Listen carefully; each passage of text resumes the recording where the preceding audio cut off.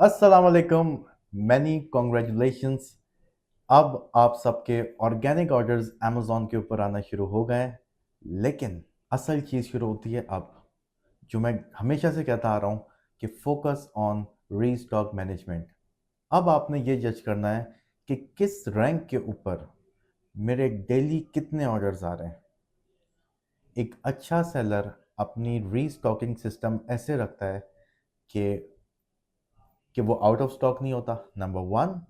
Number two, कि Amazon के warehouse के अंदर उसका स्टॉक मौजूद होता है, उतना ही स्टॉक उसका ऑन द वे होता है और उतने ही स्टॉक का वो ऑर्डर प्लेस कर रहा होता है।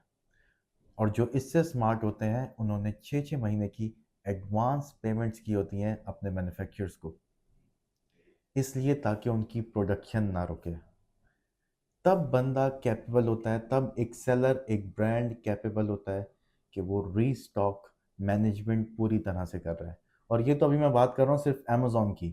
जब यही एक प्रोडक्ट मल्टीपल प्लेटफॉर्म्स पे बिक रहा होता है, जब आप इसके ऊपर एक छोटी सी टीम बिठाते हैं जो कि आपका सोशल मीडिया मैनेज कर रही हो, जो कि आपके नून, केयरफोर, वॉलमार्ट, ईबे के अकाउंट्स जो है वो मैनेज कर रही हो, तो एक अलग इम्पैक्ट आता है चीज़ों का।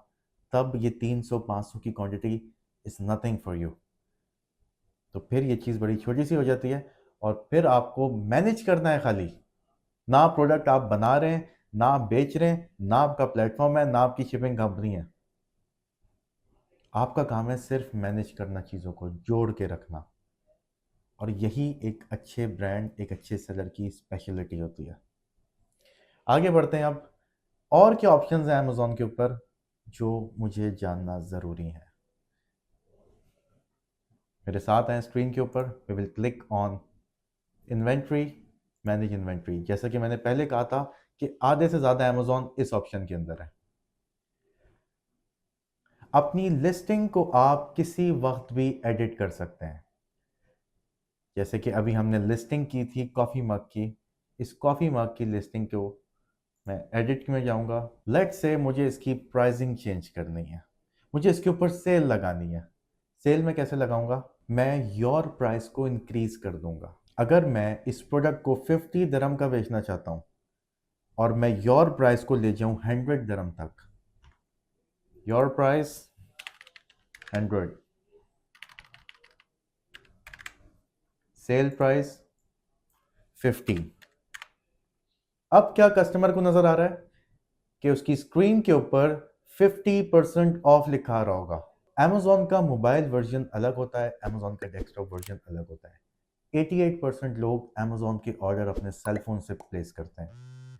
सेल फोन पे बड़े ही खूबसूरत अंदाज से लिखा आ रहा होता है, मेन प्राइस लिखी होती है, फिर कट क्रॉस आ रहा होता है, फिर आपकी सेल प्राइस लिखी होती है और बड़ा सा रेड कलर के अंदर साइन आ रहा होता है 50% ऑफ। फिर कुछ बैंक्स की तरफ से डिस्काउंट होते हैं, वो उसके ऊपर विजिबल होते हैं। फिर प्राइम लिखा आ रहा होता है, नेक्स्ट डे डिलीवरी लिखा आ रहा होता है। इन्हीं सब चीज़ों का कॉम्बिनेशन बनता है तो एक सेलर की सेल स्टार्ट होती है। तो ये सारी चीज़ें आपने करनी है। इन सारी बातों में से, इन सारे लेक्चर्स में से कोई एक भी पॉइंट स्किप कर देंगे और फिर कहेंगे कि जी मैंने लिस्टिंग कर दी, मैंने क्लासेस ले ली, लेकिन मेरी सेल नहीं हो रही, तो ऐसा नहीं हो सकता। आपने सेल प्राइस रखनी है 50, योर प्राइस को आपने बढ़ा देना है और उसके बाद आपने ड्यूरेशन सेट कर देना है 1-1 महीने या 2-2 महीने का, ताकि आप भूलें नहीं कि आपने, कि आपकी प्राइस वापस से पुराने वाली ना हो जाए। उसके बाद एक ऑप्शन आता है मैक्सिमम ऑर्डर क्वांटिटी। एक वक्त में एक कस्टमर कितने यूनिट्स आपसे परचेज कर सके। अब आप सोचते होंगे कि जी सारे परचेज कर ले, लेकिन नहीं। यहाँ पे हमने दो चीज़ों से सिक्योर रहना है। नंबर वन, जो आप सारे सुनते आए हैं, 999 मेथड। एक बायर या एक सेलर आपको स्टॉक करने के लिए, आपका कॉम्पिटिटर आपको बायर अकाउंट से सर्च करेगा, 999 लिखेगा और आपके उसके सामने आपकी टोटल इन्वेंट्री आ जाएगी। लेट से आपके पास 300 यूनिट्स हैं, ही कैन सी कि अमेजोन के वेयरहाउस में आपके 300 यूनिट्स हैं। लेकिन अगर आप कैपिंग लगा देंगे 1 2 3 4 5, तो उसको सिर्फ उतने ही यूनिट्स नजर आएंगे जितने कैपिंग के अंदर आप शो करेंगे। तो ये 999 method is totally a flop method. कोई भी अच्छा सेलर इसको रोक सकता है।